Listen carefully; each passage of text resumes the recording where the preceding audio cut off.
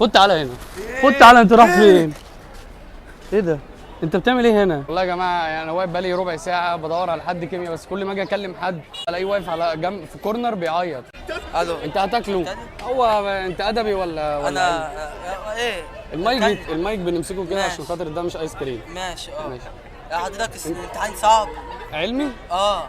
طب ماشي، امتحان ايه ماله بقى؟ جاي من غير مباشر واللجنه زفت، امتحان نجس. هو امتحان كده تديله كام من 10 يعني؟ 0 من 10. طب ايه اللي كان صعب في الامتحان؟ هو امتحان صعب وجاي من غير مباشر اصلا. امتحان صعب الصراحه. عملت ايه في الكيمياء العضويه؟ انا قعدت اهبدها، حليتها بالاحساس. طب انت لو رجعوك بالزمن ترجع وتدخل ادبي ولا تدخل علمي برضه؟ مش هدخل ثانويه عامه اصلا. مش هتدخل ثانويه عامه اصلا. هتدخل ايه؟ هدخل صنايع ولا تجاره، اعمل معاد وادخل جامعه القاهره كليه التجاره. في واحد يحاول يعوض في الفيزياء، بس الفيزياء ما فيهاش تعويض اصلا. لا ما فيهاش تعويض. صح؟ استاذنك المايك. ماشي. لو عاجبك انا ممكن. مليون من 10. مليون من 10؟ مليون من 10. واضح ان الامتحان كان لطيف وحلو خالص. حلو جدا جدا فوق ما تتخيل. كنت عارفه ان هو هيجي سهل بس مش كده. مين السؤال اللي انت لقيتي نفسك فيه اللي هو حسيتي ان انت السؤال ده بيبين ان انا ذاكرت؟ السؤال ده انا عارفه ان في كتير ما حلوهوش. الدوله البحريه المجزأه اللي عملت ليها اثار سلبيه في جنوب شرق اسيا، في جنوب اسيا. كانت بريطانيا، هم كانوا بيقولوا عليها اليابان بس هي بريطانيا. ده السؤال اللي انت حسيتي كده ان انت الوحيده اللي حليتيه في اللجنه. قدام ولقيتها بريطانيا، يعني اصلا كله عمال يقول اليابان فهو اكيد مش هيجيبها مباشره. بس هي طلعت بريطانيا الحمد لله. هو الامتحان زفت، يعني المراقبه سابت كل حاجه. اعملي مقال، بقالي 30 سؤال اعملي مقال. فكك بقى من 30 سؤال، المهم اعملي مقال. مين اللي بيقول لك كده؟ المراقبه. وهي ايه علاقتها؟ هي عايزه، هي المهم المقال. انا مش هستلم منك الورقه غير وانت عامله مقال. يعني تقولي قاعده فراقه، انا قاعده فراقه. طب ما انا بفرق فعلا عشان عايزه اغش. الامتحان صعب. رايحه فين دلوقتي بعد الامتحان كده؟ انا جايه اكل. جايه تاكلي؟ والله النهارده الحد عروض ماكدونالدز بقى فرايحين ناكل. تقول لك الحد عروض ماكدونالدز. انا كنت فاكر ان الناس بتزعل بتروح البيت وتتضايق في البيت. هعمل ايه؟ طب زعلت هعمل ايه؟ اخس مثلا؟ لا طبعا. اروح واكل اغذي واعمل اللي انا نفسي. عايزه. لسه عندي فاديه وعندي جلوزيا وعندي حاجات قد كده يعني. لا ادبي. ادبي؟ عشان كده مبسوطه يعني صحابك علمي هناك كيمياء واقفين بيعيطوا. يا عيني بقى. وشك بيقول ان انت ادبي. انا علم رياضه. انت زعلان جدا والله. طب انت علم رياضه ايه علاقتك بالكيمياء؟ هي مالهاش منطق انها مقرره علينا اصلا الكيمياء، يعني احنا المفروض علمي علوم ما بيدرسوا بقى الحاجات اللي هي ليها علاقه بالطب والكلام ده. احنا مالنا بالقرف اللي جوه ده والله. مفيش حد حل 5 اسئله على بعض من مجهوده او ما يعرفش اساسا يحلهم اصلا. يا نهار ابيض. الامتحان اقسم لك بالله ازبل امتحان كيمياء عدى عليا من ساعه ما بدات التعليم. لو رجع بيك الزمن هتدخل علمي برضه؟ انا اساسا بكره الجغرافيا والتاريخ، انا ما بحبش الحفظ، انا بكرهه كره العمل. يا ابني الادبي مش حفظ، الادبي فهم وسرد. افهم التاريخ بتاع تفهم الحدث التاريخي تمام وانت تشرحه. اولاد محمد علي كلهم افهمه. يعني هو معلش هو الذرات اللي انت بتاخدها في الكيمياء دي سهله؟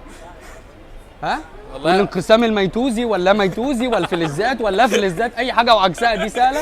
على الاقل انت عندك في محمد علي وما فيش الا محمد علي. صح.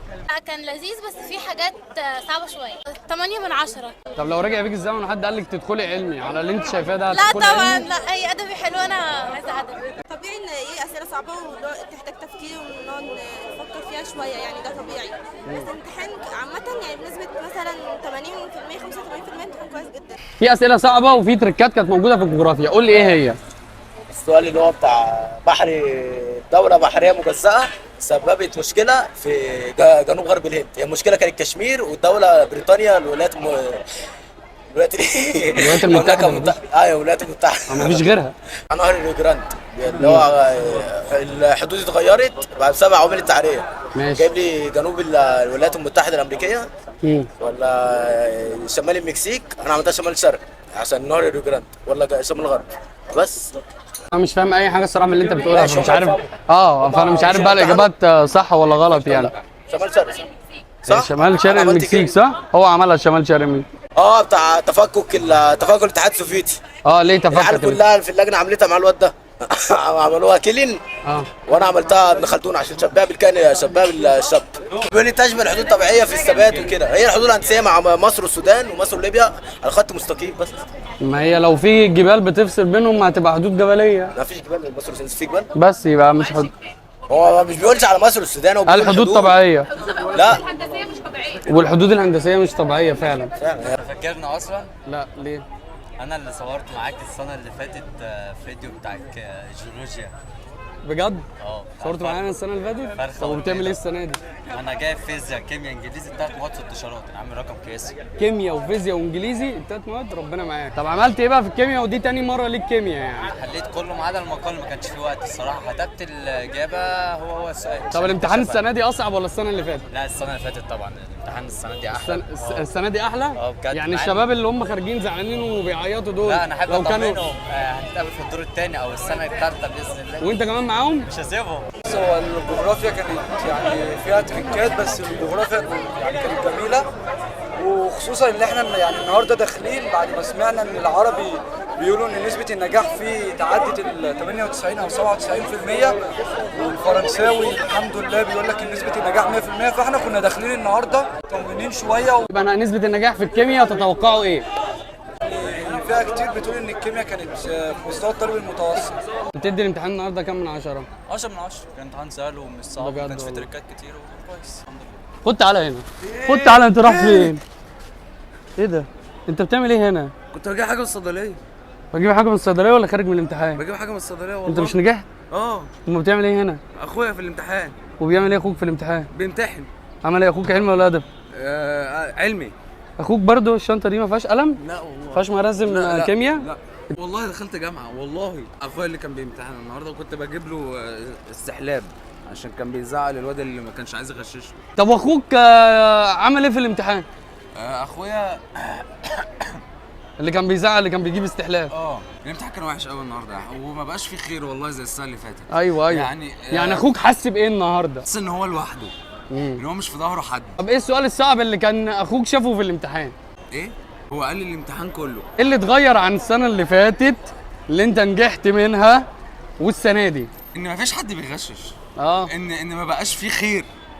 حتى في الجامعه عندي ما بقاش في خير والله في الامتحانات. ايه بقى اللي بيحصل في الجامعه؟ الغش في الجامعه مختلف، يعني انت هناك في حاجه اسمها لو صح وغلط بتقول معظم الصح ايه، فيقول لك مثلا اكترهم صح فانت بتعمل كلهم صح، وفي الغلط انت وهكذا. الاختيارات بقى بالويم. انا حاسس ان الكلام ده برضو يمشي على ثانوي عام عادي. انا ليه حاسس انك شايفني بكذب؟ طب الامتحان اللي جاي ايه؟ فين؟ في الجامعه. عندي؟ طب تدي الامتحان بتاع النهارده كام من 10؟ 8 من 10. بناء على ايه؟ على اخويا. اخوك طلع قال لك انا بدي الامتحان 8 من 10؟ هو اخوك ده ادبي ولا علمي؟ علمي. بس هو بيضاني عنك سن، مش شفته معاك في مكان هنا كده في كافيه تقريبا. طب بتقعد هناك ولا ايه؟ ايوه، مش هو فاتح كافيه في العجوزه؟ ايوه. هو خلاص بيتجوز ده. مشكله. ماشي يا عمر، اشوفك الامتحان اللي جاي. عايز حاجه؟ ذاكر كويس بقى عشان انت تابته بقى باذن الله.